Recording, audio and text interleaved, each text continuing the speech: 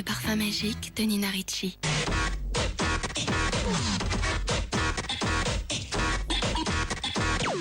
CK1 Shock, the 2 new fragrances for him and for her.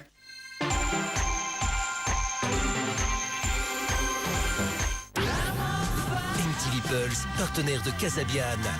Le pilier de l'indie rock british passera par Lille et Strasbourg pour des concerts exceptionnels. Gagnez vos places sur mtv.fr.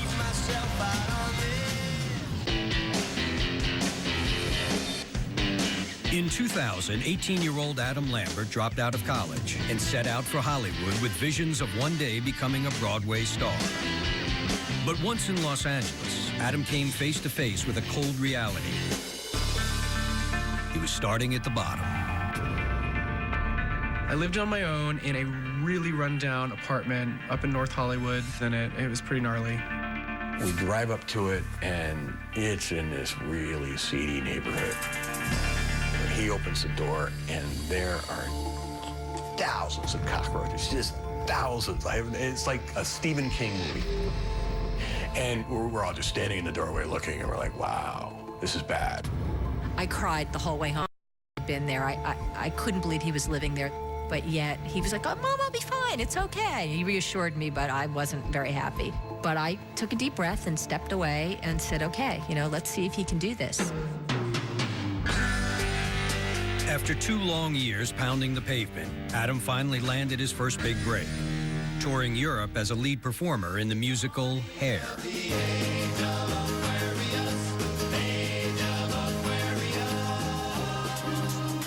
But for the still shy and repressed 21-year-old, the show's climactic nude scene presented a special challenge.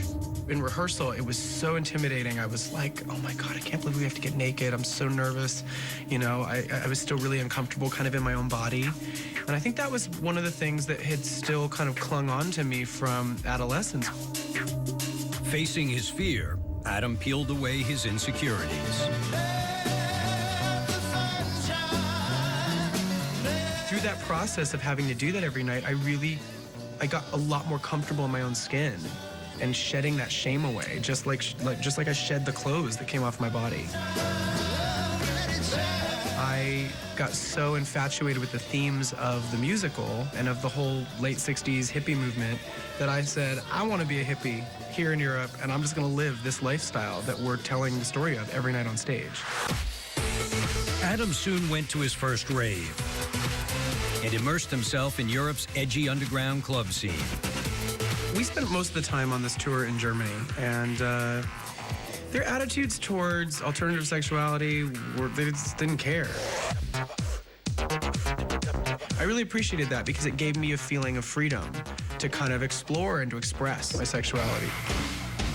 Adam's transformation was fantastic to watch. He was like, I'm gonna dye my hair, and then one day he had black hair, and he started adding some jewelry, and we went shopping, and the wardrobe got flashier and crazier, and the self-expression was really pouring through. It was kind of fantastic. In 2003, after the tour ended, Adam moved back to LA with a completely different attitude. I was renewed. I felt like this new sense of self. So I started meeting more and more people and going out at night, dressing up, real club kid, wearing crazy shoes and makeup and weird outfits and going to these strange clubs that are downtown in a warehouse. There were, drugs and lots of drag queens. And I think he kind of dove into that and wanted to see how wild his life could be. But not everyone was down with the experiment, as Adam quickly learned when he was cast as a slave named Joshua in the musical The 10 Commandments. I would come into rehearsal in, whatever the heck I wanted to wear, with some nail polish on, maybe a little eyeliner from the night before, all black, rock and roll t-shirts, And I actually got criticized for it. They came to me and they were like, we just feel like we don't understand, that's not what Joshua would wear. I'm like, yo, this is rehearsal. I'm not on stage in front of an audience yet, cool it. Coming into this religious musical and some people who were maybe a little more conservative, it kind of rubbed them the wrong way, that Adam was wearing nail polish. There was a little discrimination going on and a little bit of a lack of being open-minded on their part. And it was really frustrating. Adam realized he no longer fit into the confining theater world and furthered his liberation when friends invited him to join the Zodiac Show, an avant-garde blend of rock and roll, theater, and performance art. Theater people can tend to be a little reserved and kind of cookie cutter, and this was a collective of people that were kind of the wild children of the theater world.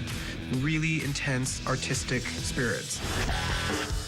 He was with a group of people that thought the way he did and had an outlook the way he did and saw the world the same. Hi. Hi. It's great, isn't he? I love her. Great.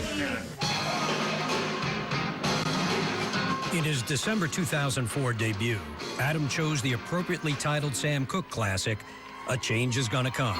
It's been a long...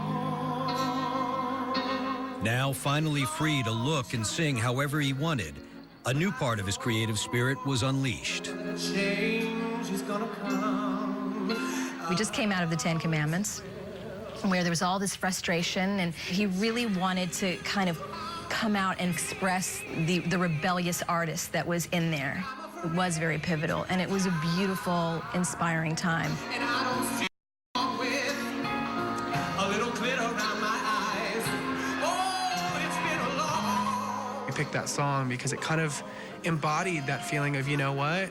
You told me no, you told me I couldn't do it, you told me I was wrong, and I sang that with as much of my pent-up frustration on that topic as I possibly could. My change is gonna come.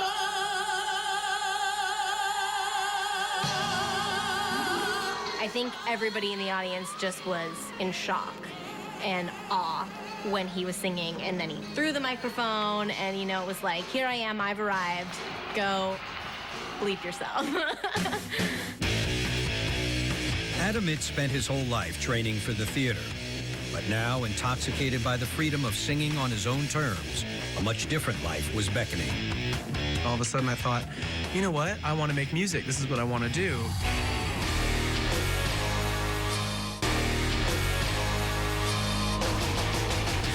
In 2005, after training for theater all his life, Adam Lambert was consumed with chasing a new dream, rock stardom.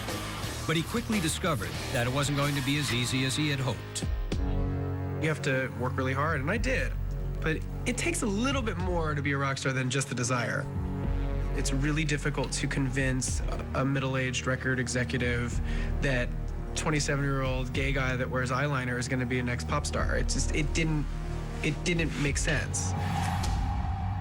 There's so many challenges to make it in the music industry. You have to get somebody who's behind you. And I remember Adam coming over to the house. Me and my wife were watching American Idol. We were like, Adam, you should go on this show. You would totally win. And I was like, oh, right, like I'm going to be able to be on American Idol. They wouldn't want me. I wouldn't make it past Simon. There's no way. He would tell me I'm too Broadway and weird, and I'd be done. Stuck in a rut, Adam desperately needed a spark. And in the summer of 2007, that's just what he got. Partying with friends at Burning Man, an annual festival advocating self-expression, Adam was enjoying a psychedelic experience when he came to a life-changing realization.